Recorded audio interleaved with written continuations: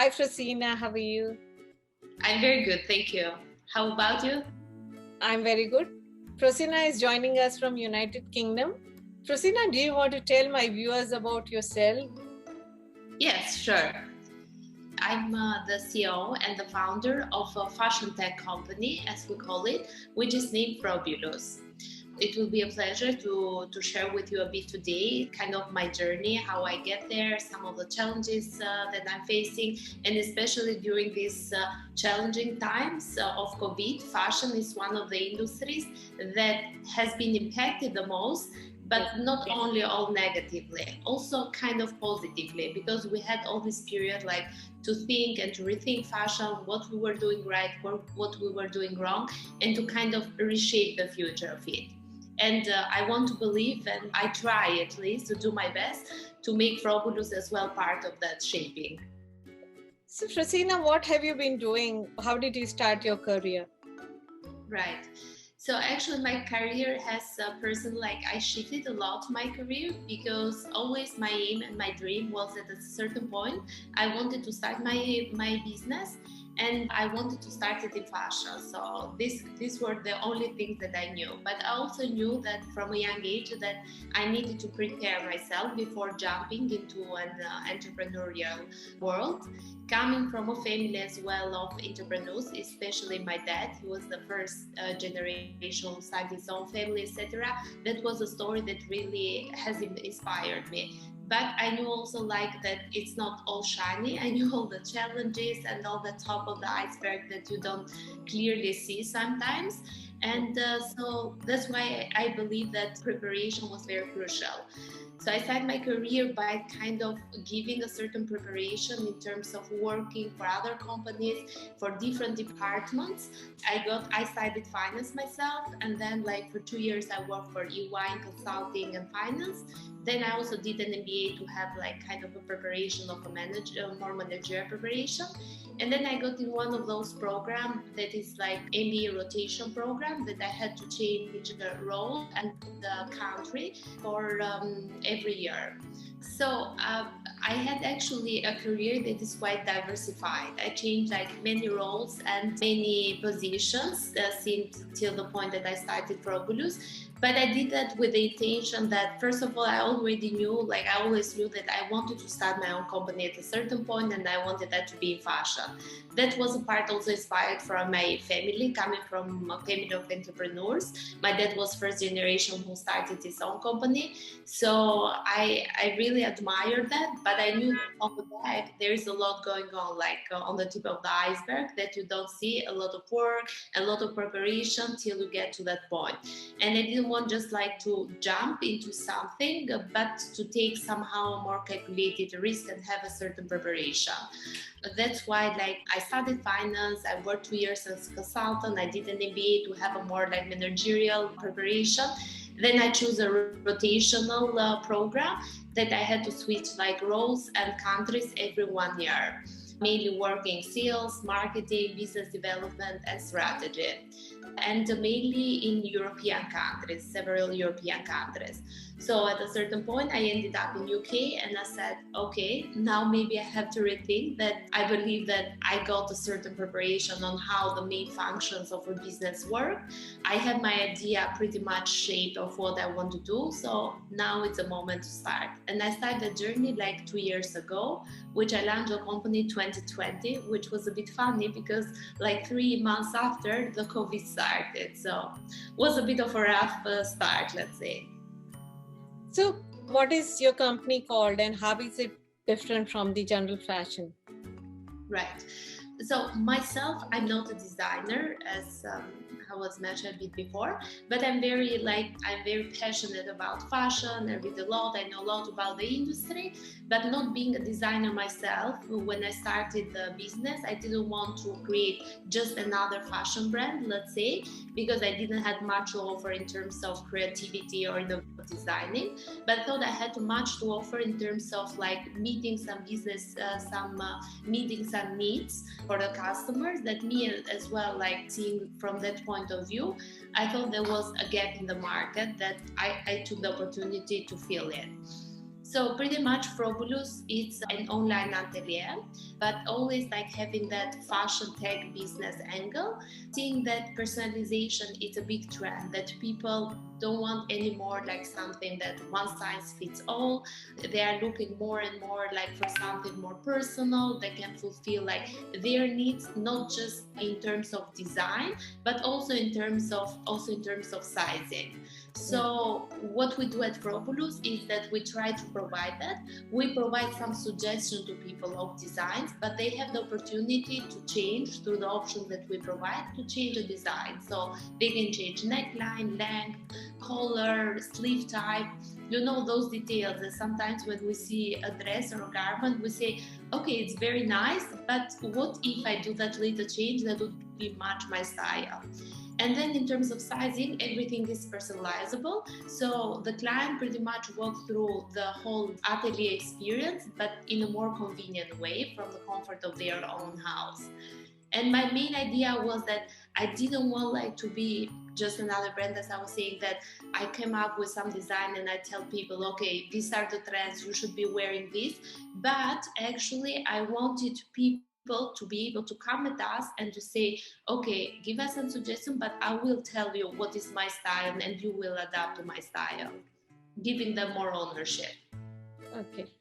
I think traditionally in India, we had a lot of small scale designers who would customize, but I think your concept is completely different. So do you want to talk about post-COVID, how your business has been affected and the challenges you have faced? Sure. So COVID has quite affected us a lot as a company, but I think the overall industry, fashion industry, we were also unprepared. And then at a certain point, we also realized and draw a lot of conclusion from there that fashion companies as well, like we were a big part of this consumerism culture and everything. And then we also reflected a bit the impact, not only that we were having at customer behavior, but also environmentally talking. When I first launched, it was January 2020. So the lockdown in UK came in end of March. So I was pretty much like just 2 months and something in the market, and then this hit me. It was rough, I have to admit, because I was still building, or at that phase that I need to build a lot of my brand awareness. But on the other side, it helped me to understand very quickly and to be a bit more agile that what I was doing that was right, or what I had from the start that was right, and what I had to let go very quickly before it becomes a rigid capability, let's say. So one of the core principles that I had incorporated from the start at Frobolous was this made-to-order production philosophy. So we did this because we wanted to be an ethical brand, and we knew that how much fashion is impacted. It's one of the top 3 industries that produce the most environment, and most of that pollution comes because of the excess stocking. So at the end, companies with producing so much, imagine their brand, they are introducing collection every week. So how much can a person buy? Do we really need new clothes or new garments every other week? So there was over-consumerism. And in the end, they were forced either to burn or to deposit, which provokes, makes a big harm in the environment. So we didn't want to have all that stock, and we, from the start, we had this philosophy of the zero waste that we call, which means that we produce only what is needed. So another thing of being an online atelier, of having something personalized for a person, this person can take exactly what they want, and we can start the production of that only at the moment that the person places the order. We source the fabric and we start the production. So at the end, we don't carry an inventory. This is helpful in terms of the environmental impact, but we saw also business-wise at the end, it made a lot of sense, especially during COVID time. We found ourselves that it was challenging because it was a start, but we could hold there much longer than other companies or other startups probably, because we didn't have that inventory that we had to push. And then we had also the kind of the agility or the freedom to kind of switch from one collection to another, one category to another, and to let go some, or at least postpone some for a later stage when the people were ready to get there. So this is something that the COVID period we learned during this period, and now we are seeing that more and more companies are talking about that, because when it comes to sustainability, the made to order philosophy is the best one that a company can do. Instead of recycling, etc., that all helps, but the most powerful tool is the made to order. Yeah, and cut it down on mass production. Exactly. Yeah, fantastic. So we understand that you have been, since you started your company during COVID, you must have faced a lot of challenges, but any positives you are taken out of COVID? So as I was mentioning, like, this was something that we learned out of that. We learned also that people as well were becoming more and more aware about like how they are consuming. Probably not just in fashion, but in many areas. But I think fashion was the most powerful one that people like immediately could see their behavior impact. So, and the conversation also started more powerful than ever about like sustainability, the impact that we're having, and many issues also about like doing ethical fashion, also about how to treat employment and what kind of working conditions there are in factories, etc. So this was also something that from the start I wanted to be very, very careful about. So at this moment I only work with ateliers, and mostly they are like craftsmanship workplaces that I collaborate with them as partners, which makes my cost also to be a bit higher, but I prefer that way, and to show the people why it's costing like that, and what are the positive things that you take back with that garment, instead of getting into more like traps, let's say. I think one of the other brand which I interviewed a few months back, she told me something very interesting which really touched my heart. She said that if you're paying for a garment which is a much lower price than what is, it is manufactured for, then somewhere in the lower strata of the society, the artisans, the workers who are working for a brand are being underpaid. That's the reason you are getting a garment which is much cheaper than what is expected. So she told me that, when you buy a garment, make a conscious decision and do not buy something which is underpriced simply because the brand is not losing anything. It's the workers or the people who are employed who are losing their, proper wages.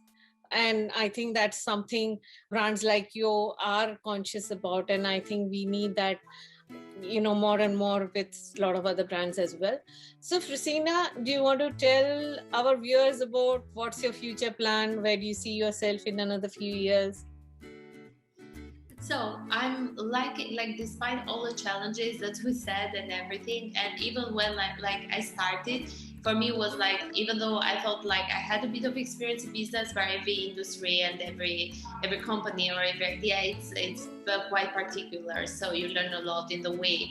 For example, I remember my first, when I was still like building up the whole things, I had to go in, like, I traveled in a lot of countries. So it's very important what you mentioned before. So you become even more aware of like working condition, what is going on in the fashion industry, what kind of traditions we should keep and probably enrich them. And so that's why like I played this atelier thing, because I think there are a lot of ateliers that are doing fantastic work, or SMEs out there, maybe like family-owned businesses that, because of all this like mass production, big factory with a lot of like other issues in terms of employees, etc., we are forgetting about like the heart of our society, which are those kind of businesses, and they should be also like promoted and sustained, and their work should be like helped to be brought to another level. And we are working now and we're living in a society that technology is crucial. So it's always good to incorporate the new, the innovation, the technology, but never forget about like the good tradition and how to bring them together hand by hand. And this is something that I'm trying to do, and this is something that I want to do more and more in the future. So right now, like, I'm diversifying also in other categories as like wedding dresses, but I want to bring like that in the traditional and with the same with the craftsmanship that it used to be like in our grandmother's generation, etc., but with the new trending designs that our generation wants. And I'm also diversifying in other categories. It's like toddler dresses. What I'm doing at the moment, because everything is like so much personalized fashion, you can diversify or you can introduce new products in other categories without implying like too much of a financial effort out of that. And another future bit more ambitious plan that we have, because we see more and more technologies incorporated to fashion, so we are also investing in what is called like digital twins, which is instead of like doing samples or prototypes in a traditional way with models and the photo shoot and everything, you create them through technology, which also then helps into the process of personalization, because we see that people want that, but they want also to see when they choose something, they just don't want just to explain, they want to see it how it will be. So that would be like a step closer to the offline experience, let's say. Now we provide that with a simpler technology, but we want to make that a bit more innovative and a bit more, even more convenient and more realistic for the future to come. Yeah, I think it is a fantastic plan, and good luck with that. Thank you very much. I really appreciate that. So I know that you're busy, but you took out time to give me this interview, so I'm thankful to you. Thank you. I really enjoyed it. Thank you very much. And for all my viewers, you are watching this channel for the first time. We have amazing women like Frosina on this platform on a regular basis. So do subscribe to my channel. Thank you so much, Frosina. Thank you very much. It was a pleasure always with you.